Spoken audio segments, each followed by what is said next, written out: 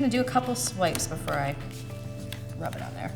Again, just remember, you don't want it to be, you might need to do a little bit more. You can actually just drop it on the surface too if that works better. Okay. And remember, we don't want to rub too hard because we want to keep those marks that were made. And a little bit more.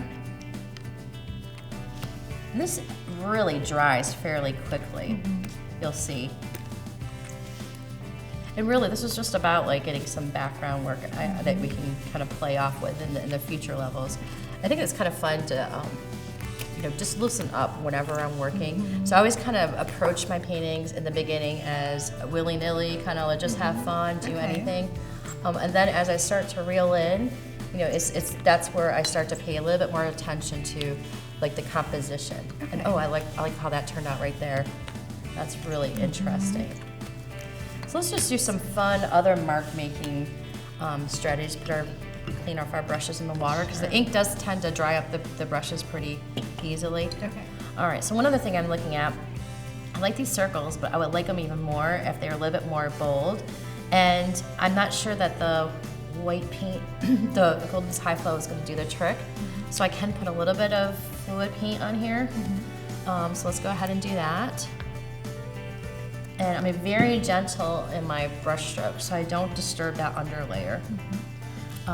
This is not the type of paint that you can really scrub with. Why is that? Because, or surface that you can really scrub with, because you'll basically wipe off like what's on there. Okay, especially since it might still be wet. Right, because it might still be wet. So if you have any graphical elements you want to add, you can do that. Thank you.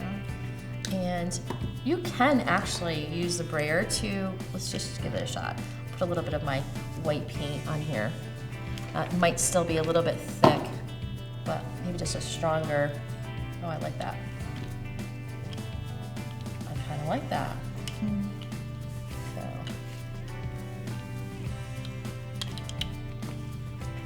I realized too, you said that I only had this in here twice. It might be good to have it in 3 times. That might be a good opportunity to make the reverse. Exactly, it's very good. Stencil like we did earlier in this video. See, like once you start doing it a few times, you start to get the hang of it, and like what would make good choices for your design. For sure. So I'm starting to come around where it was really, really super messy, busy everywhere.